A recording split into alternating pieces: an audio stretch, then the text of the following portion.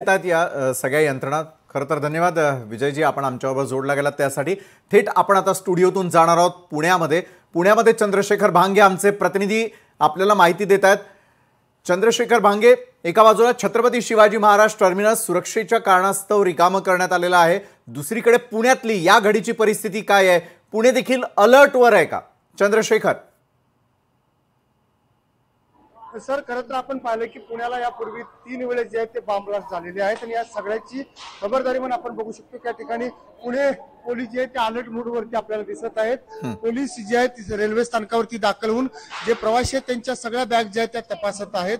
आपण बघू शकतो की या ठिकाणी मी सध्या पुण्याच्या रेल्वे स्थानकावरती आहे आणि या ठिकाणी पुणे पोलिसांचं जे पथक आहे, शहर आणि रेल्वे पोलीस या दोन्ही पथकाची कामगिरी आपल्याला दिसत आहेत। सगळे पोलीस जे आहेत सध्या रेल्वे स्थानकावरती दाखल होऊन या ठिकाणी सगळी जी तपासणी सध्या आपल्याला करताना दिसत आहेत। हे पुण्याच्या रेल्वे स्थानकावरती पोलीस अधिकारी आपण त्यांच्याशी बातचीत। सर, काय सांगाल खबरदारी म्हणून तुम्ही सध्या दिल्लीच्या घटनेच्या अनुषंगाने वरिष्ठांच्या आदेशानुसार सर्व मर्मस्थळाच्या ठिकाणी पुणे पोलिसांची सगळ्यांची पेट्रोलिंग चालू आहे। तशीच आपलं हे मर्मस्थळ आहे रेल्वे स्टेशन, या ठिकाणी बंड गार्डन पोलीस स्टेशन, आरपीएफ आणि जीआरपी यांच्या मदतीने सगळ्या परिसरामध्ये पेट्रोलिंग चालू आहे। पोलीस अधिकारी सर सध्या बंड गार्डन पोलीस स्टेशनचे 1 पीआय आणि 3 अधिकारी आणि तसेच 10 कर्मचारी हे या परिसरामध्ये आम्ही पेट्रोलिंग करत आहोत। सोबतच जीआरपीचा स्टाफ आहे आणि त्यांच्या स्टाफची नेमकी संख्या सांगता येणार नाही मला। सर, आपण पाहिलं की या ठिकाणी सगळे प्रवाशांच्या ज्या बॅग आहेत तपासल्या जात आहेत।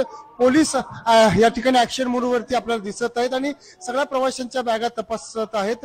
यापूर्वी आपण पाहिलं की जर्मन बेकरी असो, त्याचबरोबर फरसखाना पोलीस स्थानकासमोर झालेला बॉम्ब ब्लास्ट आणि जंगली महाराज रस्त्यावरती यापूर्वी बॉम्ब ब्लास्ट झालेला आहे। शांत समजल्या जाणाऱ्या पुणे शहराला बॉम्बचा धोका आपल्याला माहिती आहे आणि या सगळ्या धोक्यावरून जे आहेत पोलीस आपल्याला अलर्ट मोडवरती आलेले दिसत आहेत। विशाल सर, नक्कीच चंद्रशेखर, खरं तर दिल्लीमध्ये झालेल्या या स्फोटानंतर मात्र आज पुण्यातल्या स्थानकाची परिस्थिती किती बदललेली आहे, कारण गर्दीची स्थानकं टार्गेट केली जाऊ शकतात या संदर्भातला अलर्ट मिळालेला होता। पुण्यामध्ये रोज या घडीला रेल्वे स्थानकावरती किती गर्दी असते आणि या अलर्ट नंतर बदललेलं पुण्यातल्या रेल्वे स्थानकाचं चित्र मला तुमच्याकडून समजून घ्यायचं।